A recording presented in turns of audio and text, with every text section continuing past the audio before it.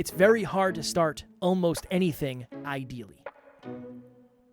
Yeah, because there's so many things that go into ideal. You have to know the thing. There's just too many boxes to check. I think there's a correlation between people who compare to ideal and lower self-worth. However, the people who the people who have higher internal self-belief, self-efficacy, I think they compare to ideal more. Next Level Nation, welcome back to another episode of Next Level University, where we help you level up your life, your love, your health, and your wealth. Today, for episode number 1915, it's Freestyle Friday. For those of you who may be new here, welcome, first of all. We appreciate you. Second of all, Freestyle Friday is a different type of episode where we don't really know what we're going to talk about.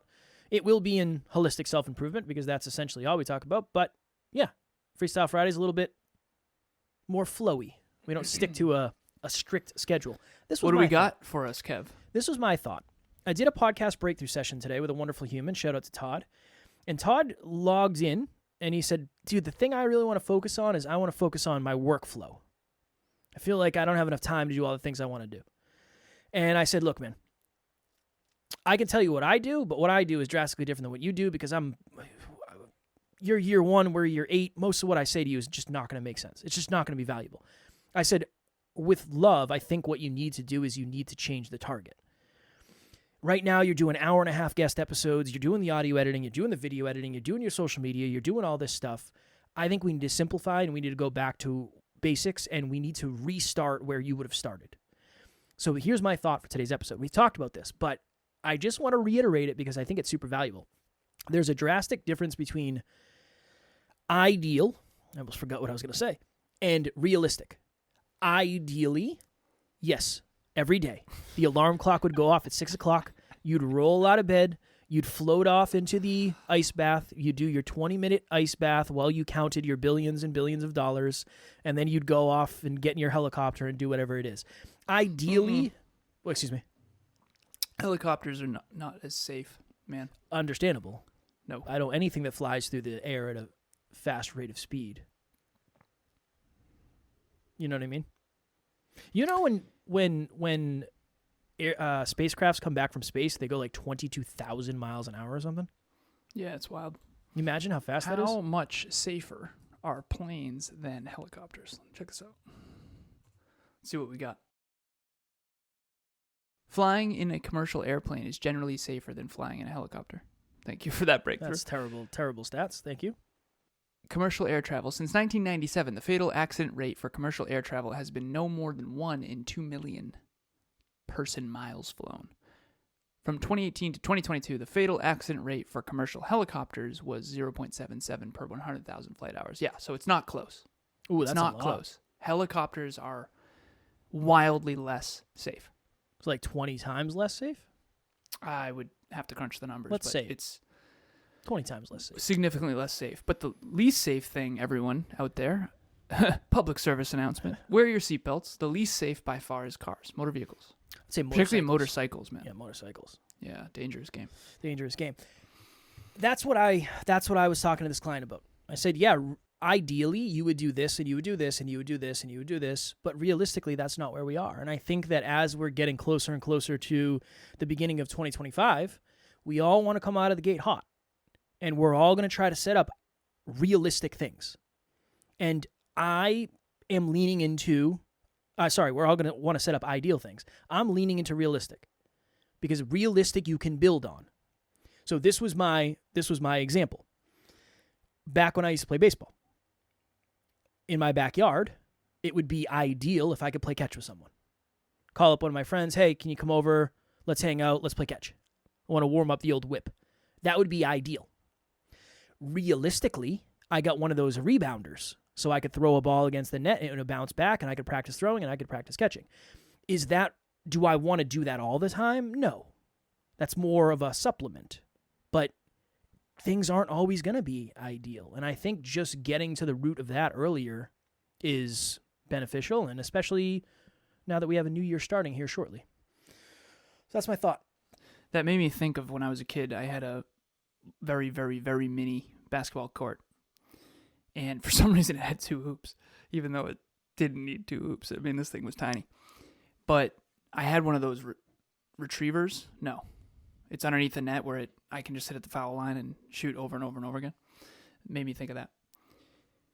Lately, I've become, I'd say, more mature and more centered. I used to be overly optimistic.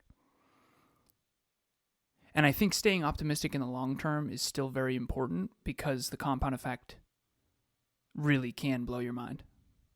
When you look back 2, 5, 10, 15 years ago, it is alarming in a good way how much you can improve and grow and change and achieve. However, in the short term, I'm becoming way more practical. Emilia and I both. I was on with a client recently, Andrew, shout out to you. He gave me permission to shout him out. We're doing calendars. I'm doing calendars with a lot of my clients right now. And I said morning and evening routines, I recommend no more than 3 things. Otherwise, you're not going to sustain it. My morning routine is protein and learning. That's 1. Number 2 is the Dreamliner. Number 3 is mobility. At least half the time, I don't get to the 3rd one. So annoying, right? But these 5, 7, 8, 9, 10-step morning routines, you're just setting yourself up for failure. So don't let the quantity of things get in the way of the quality of the things that you're trying to do.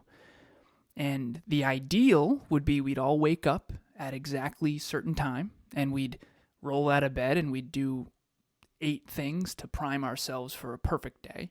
That's just not realistic. But what I do think is cool is finding the sweet spot. For me, I recommend 3 things, 3 important things, where it's enough to where your brain goes, I have a morning routine. Because if it's just one thing, it's not a morning routine. It's a morning habit. If you have 3 things, it's a morning routine. It's structured. Evening routine, brush your teeth, read 10 minutes, whatever it is. 3 things is enough to have a morning routine, have an evening routine, to where you have the bookends, the structure. But it's not so much that you just say, I can't do it, screw it. Question. Why, and not, this is not me, you'll get it. Why do you choose to do the things, why is it okay to not do mobility as opposed to not do the Dreamliner or protein? Like from your perspective, when you're thinking about it.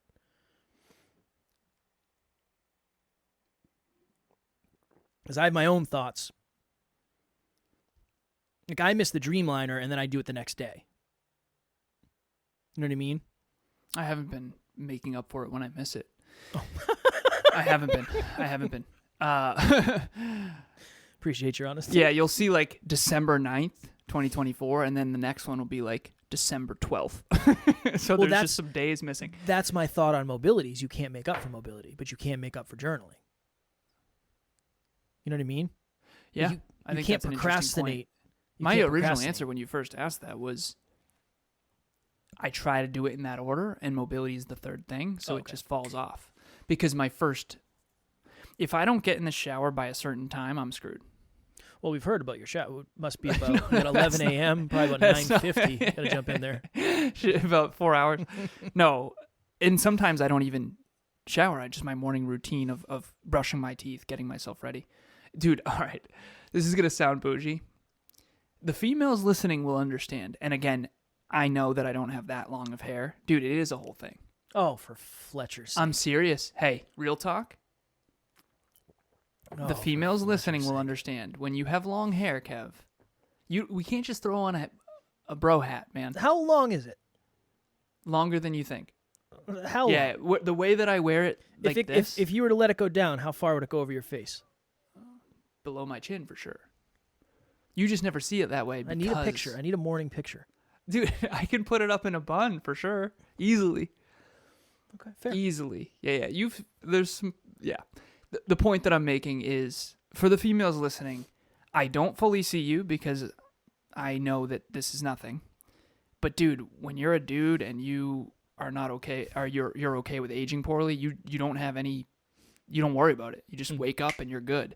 I do miss those days. However, I actually really have enjoyed having long hair because I think it's an asset, and I appreciate it. But anyways, I digress.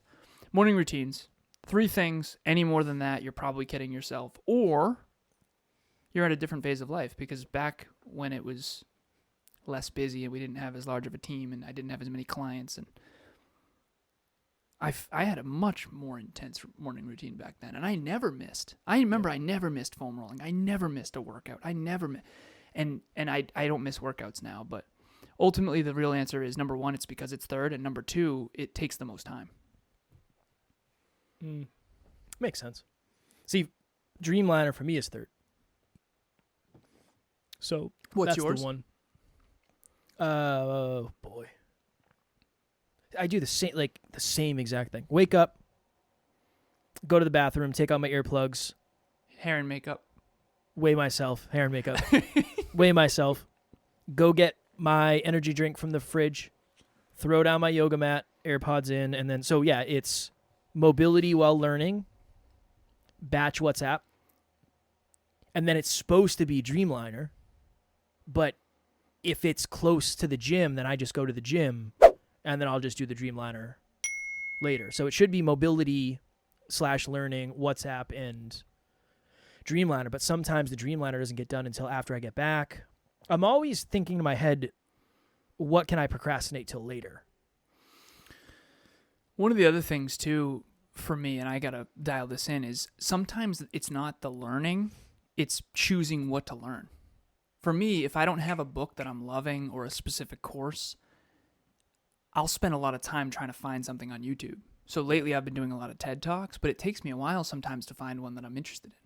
And so that may take 15 minutes, and I might fall down the rabbit hole or whatever and not even find something. So that can be really frustrating. I think I need to set myself up with a playlist that I just have like a go-to. It's very easy to fall down the rabbit hole. Yeah. Even on Audible, I'll go on and I'll see all these different books, and I'll try to look for a book, and then I'll hate the book. And it's almost like I always need to have something available that I'm excited to learn. And it doesn't mean I'm always pumped, but it has to be aligned, and it has to be something that I believe is of value. I think there's a lot of content out there that really is garbage. For sure. Yeah. Yeah, 100%. What's your nighttime routine? I don't know if we've ever talked about, I don't know what you do at night. Evening routine. Same shit. Yeah, ideally. Hey, same shit. Yeah. Nighttime, evening. You know, you want to say buying time, because I don't know if I've ever said it out loud. Okay, you put all your stuff on the charger, which is on the other side of the house.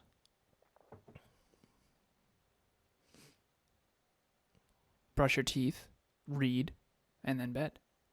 And then we have an acronym that Emily and I do before bed where we make sure everything's set up. We have a must meeting, which is what's your first must meeting, because we help each other wake up for it. The acronym is actually intense. It's MESAOEPS. It's a lot. MESAOEPS? MESAOEPS, yeah. I don't like it. Mask, meeting, eyes. Did you take your contacts out? Scooby snacks. Do you have your earplugs in? Alarm. Use a sound machine? No, you don't. You use Alexa. Right? We use the Alexa, yeah. I don't have one in my office now, so I don't have to worry about it. Yeah, we use Alexa. Deep sleep playlist on Spotify. Sound machine for me. Game changer. Yeah, we used a sound machine in South Carolina. I'm a big fan. I love it. It's a game changer. Even though I have earplugs in too, but I don't know. I like it. I like that. Fan. I usually have a fan on no matter what time of the year it is. Fan is one of the MESAOEPS. I'm not kidding. Fan and temperature are the last two. FT. I'm big on acronyms. Are those acronyms? What are those called? Acronyms. Yeah. I don't know. I'm not the guy. Acronyms. Acronyms. Yeah, for sure. We did this before, right? What's the other one? Palindrome? That's the race car? Dude, I don't know.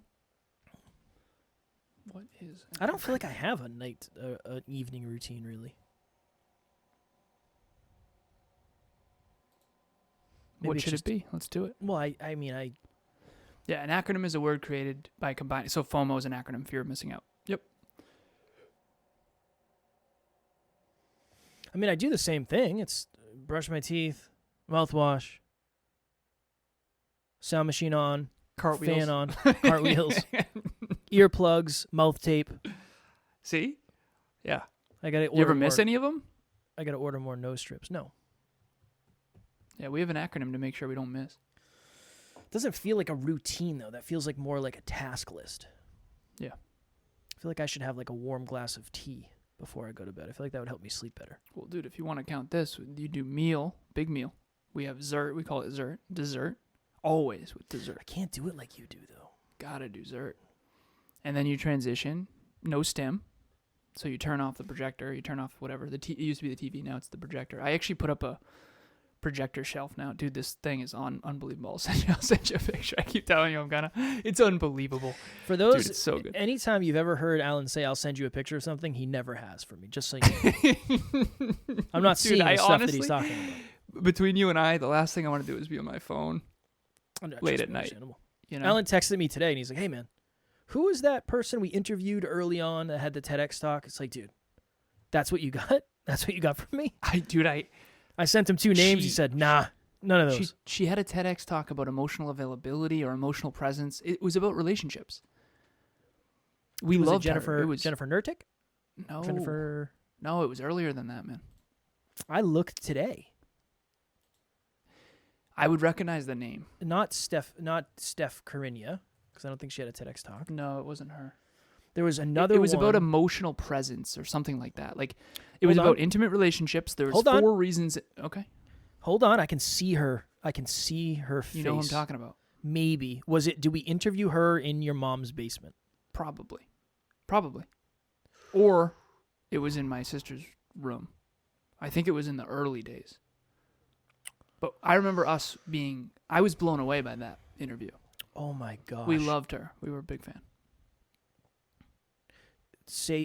Talk about something. I think I have it. I just can't. It was 4 main things. It was about intimate relationships, and it was about how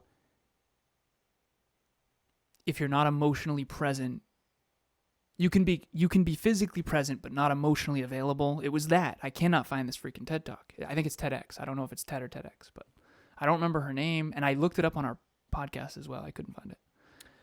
I don't know if I can move forward until we do this. You know how I am. Yeah. Well, was it Jamie Bronstein? Probably. Dude, probably. Okay, spell it. Jaime Bronstein. Okay. Bron what? Stein. Yeah, sorry. I spelled it.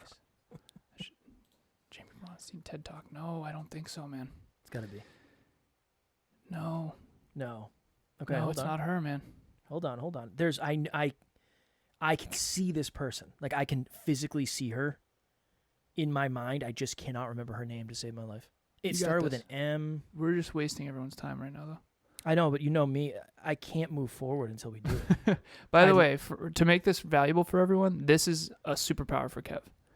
And a huge waste of weakness. time. I do apologize. Depending. But there's something about you not being able to move forward until something is complete that's really powerful.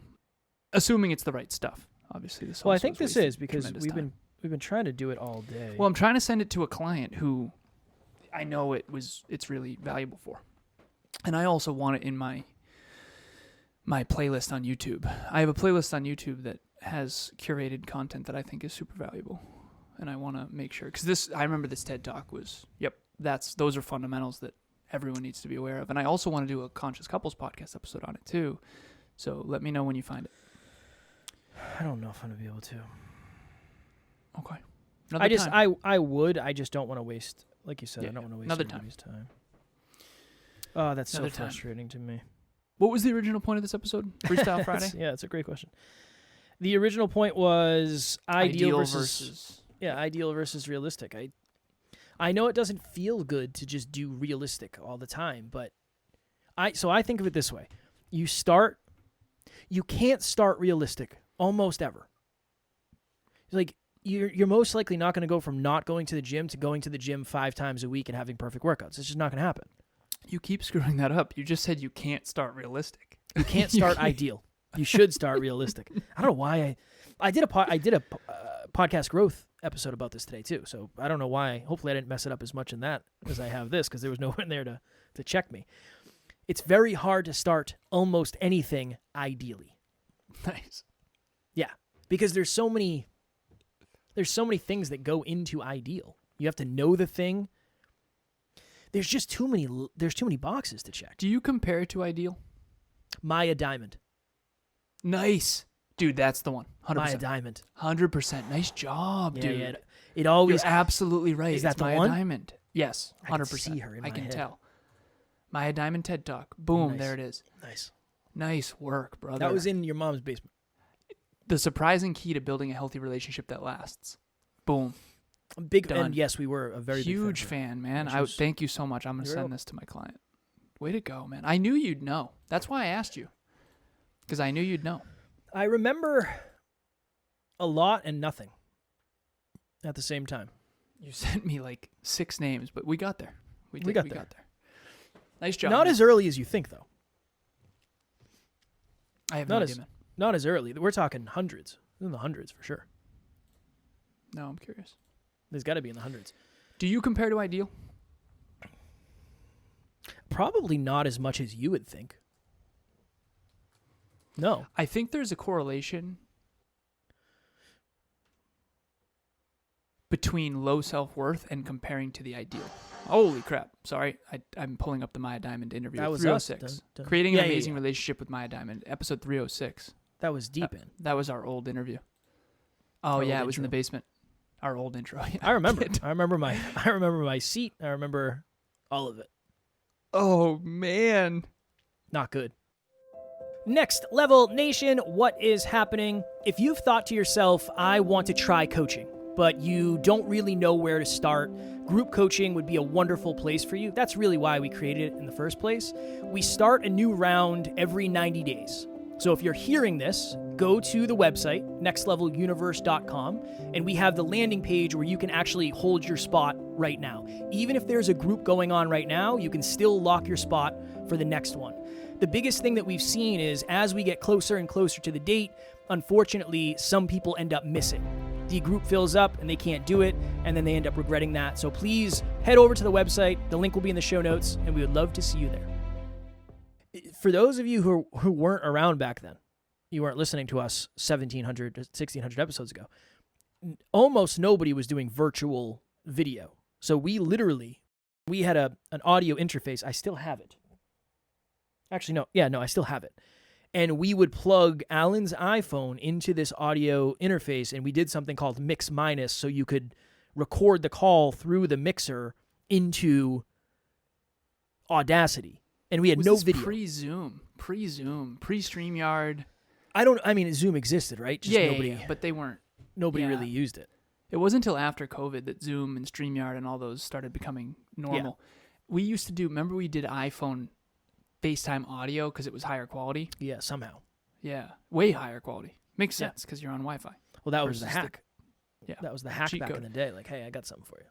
Real quick, let's go back to... I keep having to clear my throat. I apologize, everyone. Okay. I said, do you compare to ideal? And you said not as much as you'd think. I think there's a correlation between people who compare to ideal and lower self-worth. However, the people who I think the people who have higher internal self-belief, self-efficacy, I think they compare to ideal more. I would say that. Because when you... And so the question I would have every listener or viewer ask themselves to make this of value is, do you naturally compare to others or do you naturally compare to the ideal? I don't compare to others that much. And sometimes that's detrimental. Because if I did, I one time I was at the gym and I was like, you know what, Alan? I want you to compare to others for a minute. Just try it. Just give it a shot. And every now and then, I've done this probably 3 or 4 times in my entire life, seriously, where I said, Alan, I want you to look around the gym or wherever I am, the airport, and I want you to see if you would trade places with anyone. And my answer has always been no, particularly in the last decade. It's always been, oh my goodness, no, definitely not. And when I was in the gym recently, I did this, and I said, Alan, just see how it feels to compare to others for a second. And it felt really good. It felt really good. And I was like, wait a minute, this is dangerous. Because if I compare to others, I will feel good and I'll be less driven because I'm already the biggest in my gym. And my gym's a very small pond. I mean, there's not that much. I mean, in my gym, I am the bigger fish, but it's also a tiny, small town gym. I very rarely compare to others unconsciously. I'm usually comparing to the ideal. I remember when I was fitness model, fitness competitor, fitness coach, I would compare to Greg Plitt. And I had Greg Plitt's physique on my background. A lot of people made fun of me for that. It's like, you would have a dude on your background? It's like, well, yeah. And I'm trying to get motivated. Best natural physique of all time. You still don't know if it's natural. I don't believe it R.I.P. anymore. to Greg Plitt. And again, I've learned too much about the industry to believe anything that anybody says. He was in unreasonable shape. Very so good. I'm still not sure if it's possible, but I'm going for it regardless naturally. No steroids, no drugs. However, I'm usually comparing to an ideal that I'm shooting for. I'm very rarely comparing to anyone else. Very rarely. And I'm wondering if there's a correlation between the ideal and the realistic and what you do. I was talking to a client the other day, and he said, well, sometimes I just say, yeah, it's good enough. And it was a really good conversation. And I was like, well, I can't do that in these things. And he said, well, a lot of it's circumstantial. Right now, is your audio quality good enough for today? Like, yeah, I'm not going to do anything to change it. He said, well, it's good enough for now. And it was good. It was really good. It was a really good dialogue. I have a good relationship with this client. It wasn't a client. This was a person that I talked to. So for me... Do you have that often? Like, good enough? If it's something that I know I'm not going to put conscious effort, if it's something I'm procrastinating, yeah. Right now, my video quality is good enough. I just changed my lighting. I changed the angle of my camera. I'm probably not going to do anything for a while.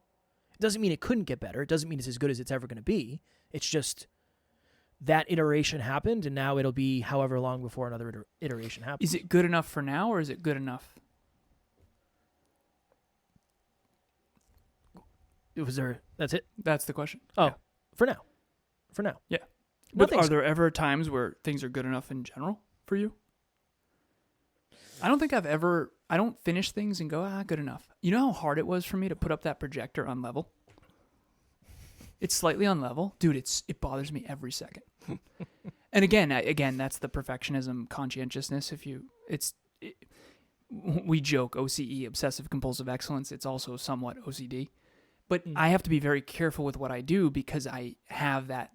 There is no good enough. Yeah, I don't have that.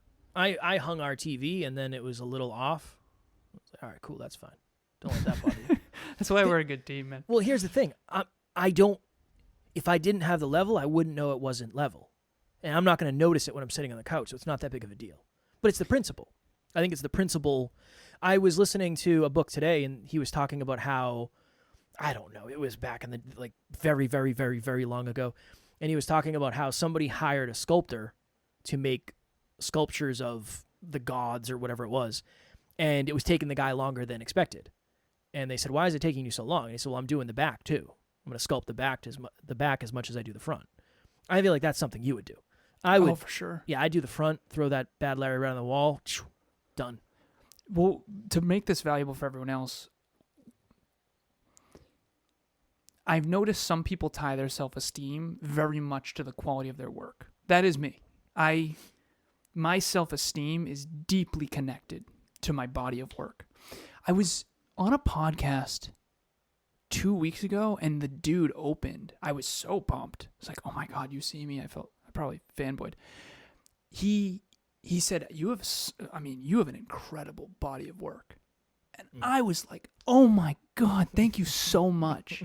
I could not agree more. Thank you. It's taken me so many fucking years to feel good about my body of work. And no one cares about body of work. Like, apparently. That is so deeply why I'm playing. Like, everything NLU creates, I feel, is intricately and deeply connected to who the fuck I am. And if it doesn't represent my best work, it bothers me. Now, I can go back to episode 306. I have it up right now, and it's hot garbage compared to who we are now. But at the time, I had to believe it was the best we could do and then better our best. And so to bring this back to the listener, if you don't resonate with anything I just said and you're more on Kev's side, you probably need to come up on something called conscientiousness, which is organization and perfectionism, and not the negative perfectionism, but the thoroughness. I double check my emails multiple times. I make sure there's no spelling errors on anything, that kind of thing. Whereas Kev takes messy action better than I do, and he doesn't take 4 hours to hang some fucking shelf. And I think that's really, I mean, dude, this thing took me too long. I spent 4 hours this weekend on something fairly. That's why I don't like the how you do one thing is how you do everything. I don't like it. I resonate deeply with that. But of course I would, because you and I are so different. Right. I wonder if that's, I don't know. Unless it's, I don't mean intelligently. I mean more, I'm always factoring in this grand scheme of everything. How much does this actually matter? Well, if it doesn't bleed into your identity, it doesn't. Yeah, I don't. But if it bleeds into my identity, it matters a lot, because when my quantity gets too high and my quality suffers, it affects me a lot. And I know a lot of people, maybe not the majority. I think the majority of people, statistically speaking, are on your end. I know there's going to be some people who really resonate with what I'm saying, which is, if you're going to do something, you're going to do it extremely well, and you do. You tie your self-worth and self-esteem to it. Now, that can be dangerous. Yeah. But you know what else can be dangerous is not tying any of your self-esteem or self-worth to any of your work, because good luck having a magnificent career doing that. And Apple with Steve Jobs is a good example of that, where he talked about how the inside of the iPhone needs to be as beautiful as the outside. And that's a very unique, but Apple is a very excellence-driven company with that is the root of their core values. Yep. And I think that that's very powerful. I mean, my Tesla, Elon's, don't associate me with Elon, but my point is, there's a point to this, regardless of who we're talking about. Elon's hero in business was Steve Jobs. And it's very clear to me that the Tesla has the core value of, even the things that will never be seen need to be absolutely masterful. And I appreciate that very deeply. It's a obsessive compulsive excellence that is part of my DNA. Speaking of excellence, I was thinking about my old job, where a lot of the work we would do would be above the drop ceilings in schools. And there is this invisible barrier in your mind that nobody's ever going to see this shit. So it doesn't really matter how bad it looks. And I was thinking of some of the jobs I did and how haggard they were. And if anybody ever goes up there and looks at them, they're going to be like, oh my God, which one of the students crawled up here and did this? It was me. It was me. That's how you lose clients. Well, I don't do that with our business. I did that with somebody else's. I practiced that on somebody else's business, realized, I don't really feel good about that. Then I started For people that are on your end, which is the majority, what would you say is the pro and con of this? Because you've obviously learned a lot of this through working with me. And that's been painful at times as well. You have to choose. If you don't vibe with how you do one thing is how you do everything, I would say maybe you're somebody who does things very. Does Taryn have that? Your wife? More than I do. Yeah, agreed. I'm just burning through stuff. Like, I got to get shit done. You know what I mean? I just send 15 emails. They're going to be 80s out of 100s. Unless it's something that involves money, and I'll put extra time into that. Yeah. But a lot of it is just done is better than perfect. And if I'm waiting to perfect this, I'm just not going to do it. And it's just going to live in my inbox until it's too late. And here's the truth. Done is better than perfect, but done shitty isn't great either. So everything's a drive to 5. On one end, you're too perfectionism and you don't get anything done. On the other end, you are haphazard and you get a lot done, but it's not of high quality. So everything Kevin and I talk about is a drive to 5. Yeah. There's no right or wrong, but there is a center point that's optimal for each of us. And I would have to work more on, and Kev, we did courses back in the day when we weren't doing the same course, and he would get his done quicker but mine would be much better. And again, better's relative, but they both suck. They both suck. But the truth is that his would always get done faster than mine would. Yeah, but you know the interesting thing? I always spent more time writing my speeches than you did. Yeah. So I don't know. It's It depends on, I think it depends on a couple of things. It depends on how connected that thing is to your deep fears. Yeah, which yours was a fear of failure, so you spent extra time on your Yeah. speeches because you didn't want to look Nobody's bad. going to come in and say, holy shit, that TV is off-centered. I got to get my. But here's the thing. I'm not optimizing for that. I know, I but could that's, care less if anyone else sees it. but for I see me, it every that's day. why I don't do it. Like, I don't, Yeah. whatever. Yeah. What, that's it? That's what you're going to say? That's what you got for me?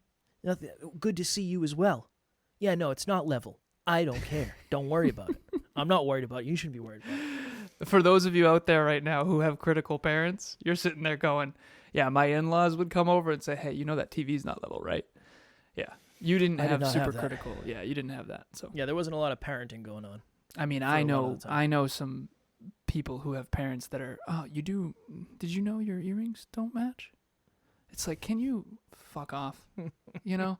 And honestly, dude, like some of that is just conditioning that That's fair. we have. And I say we as the collective we. If anyone out there, shout out to you if you had overly critical parents, because they'll put perfectionism right into you. You know, last thing before we get out of here, I was talking about this on a podcast the other day, and somebody asked me, what was it like growing up with your mom and your grandmother? And I said, one of the biggest things I took away from my mom is my mom, I think she went 23 years without missing a day of work or something. It's wild. Never missed. Sick. That's wild. Her. You are that way still. Well, you that's never miss. I got that Yeah. from my mom. I Yeah, got it's a that from- superpower, man. From my mom. So I was thinking of that the other day. Yeah, Talk about you get conditioning. really good things from your conditioning, and you get some really crappy stuff that comes with it. Unfortunately. Yeah. All right, Next Level Nation. First of all, want to say thank you to those who donated to our GoFundMe for the Next Level Hope Foundation. Alan did the post, and then like 2 hours later, it was all done. So thank you so very much. We appreciate it more than you know, and we're very excited to have another holiday event. We're doing it on the 22nd, right? We got the YMCA done. We're going to have games. We're going to have presents for the kids. We'll have food and all that happy jazz. Alan and I will play basketball and get into a sweaty mess, and I will beat him, hopefully, probably not. But it'll be awesome. And shout out to Steph on the team who is coming and bringing some of her family, so that'll be wonderful. And Steph is a single mother as well. It's an event for single parents who want to have a blast. We hope that anyone in the area reaches out if you are a single parent or know of a single parent with littles. It's arts and crafts, it's sports, it's pizza, it's awesome. Please join us. Reach out. Alan at nextleveluniverse.com, Kevin at nextleveluniverse.com, Instagram, DM, whatever it is. All those things. What else? If you're not in book club, if you like self-improvement books with self-improvement people, Next Level books with Next Level people, we are reading a book called The Art of Thinking Clearly. I still have no idea how to pronounce the last name of this author, Rolf Dobelli or something along those lines. It's about the cognitive biases. So if you want to think more rationally and make more effective decisions towards your goals and dreams, this is the book for you. We're doing 5 chapters per week, but they're tiny chapters. Every Saturday, 12:30 p.m. Eastern Standard Time. Please click the link to register in the show notes, and do it. If not for me, do it for Brandon, my man Brandon. He's the director of book club. He's been crushing it, and he wants to fill it with more aligned community members. So Do it for Brandon. Do it for Brandon. And do As it for your always- future self. Yes, and for your future self, but be first. Be Brandon first. Call him B. As always, we love you. We appreciate you. Grateful for each and every one of you. And at NLU, we do not have fans. We have family. We will talk to you all tomorrow. Talk to you soon.